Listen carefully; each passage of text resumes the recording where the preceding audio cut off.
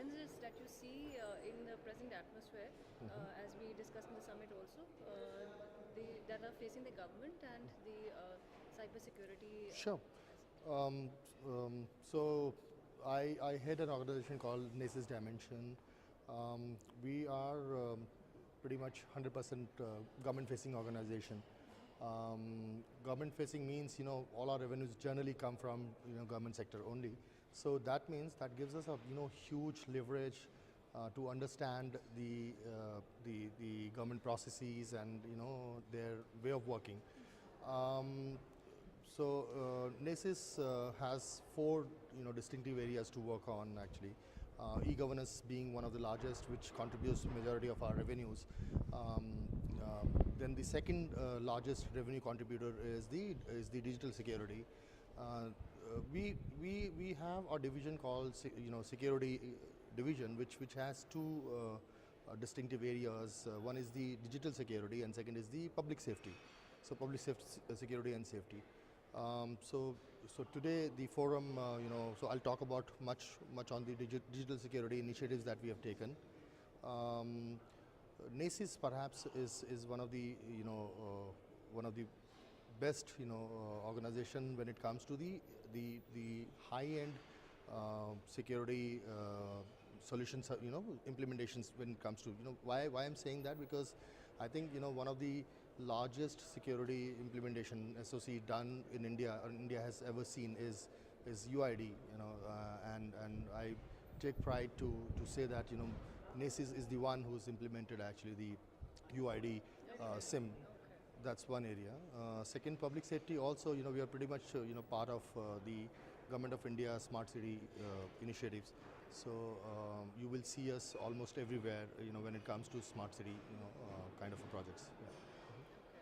Okay, and since you are working so close with the government, what are the main challenges that you see in the security domain right now that the government is facing, and you feel that these should be tackled Sure. at topmost priority? See, the issue with the government is that there's no clear, policy framework been, although I mean they have policy in place, but it's some of the places, it's not even mandated, it's not mandatory, for people, organizations to actually, to go for. So when it comes to the government, perhaps the PSUs are the only one who are really serious about it, and they should be. But if it comes to the mainstream of government, organizations, there they perhaps lack, in terms of the adaptation of the policy framework, derived out of Government of India initiative. So I think the problem is they are not very serious about it.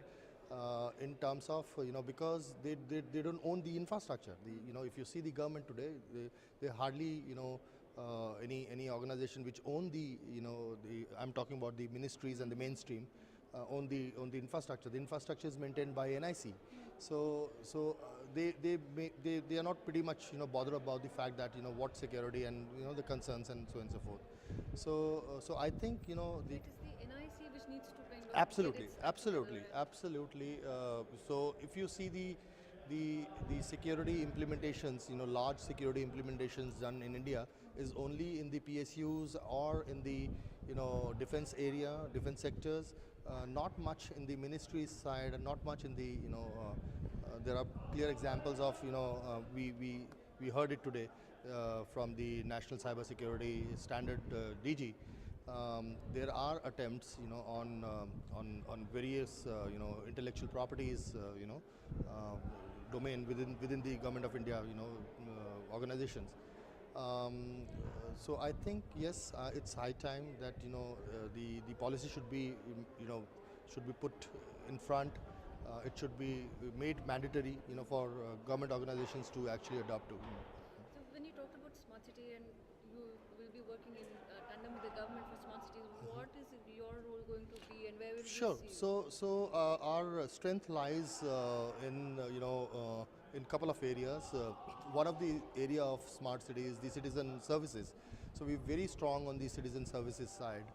So if you see, we have implemented citizen services. Citizen services has three major areas. One is is the licensing, the certification part. You go for birth certificate, death certificate, marriage certificate. The second area is the licensing part. You go for shop license, agricultural license, and so on and so forth. And third is the revenue services. So we have automated the entire gamut of all these services.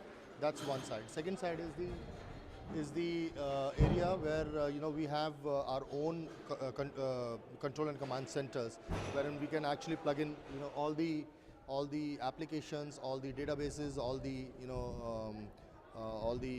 security features, video analytics, and all onto a one single platform. And you can, from one single console, you can manage all these part of smart city initiatives that you have.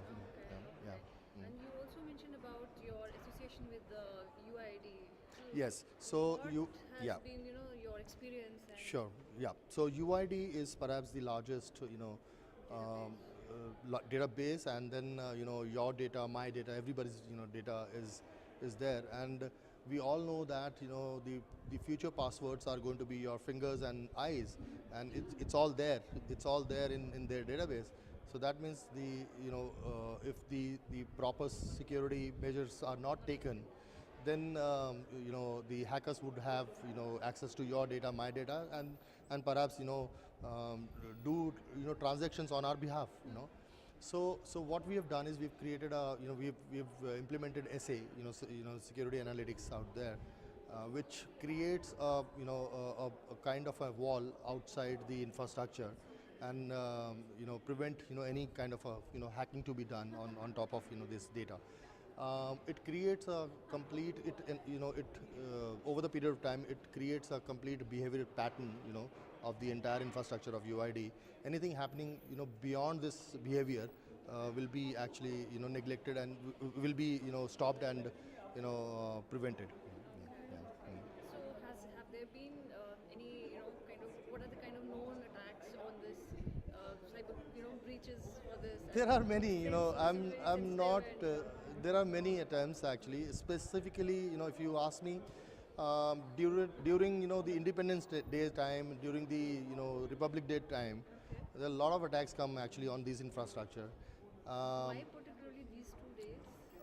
They are very sensitive dates, when it comes to India. Independence Day is very important, and if the services are, stopped by these unknown, factors. More of terrorism kind of Yeah, I mean, it's kind of a, form of terrorism.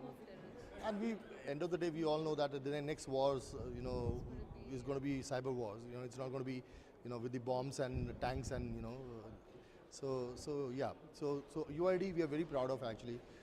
One more implementation that we have is the, DRDO, which is Defense Research and Development Organization, which is very prestigious for us actually.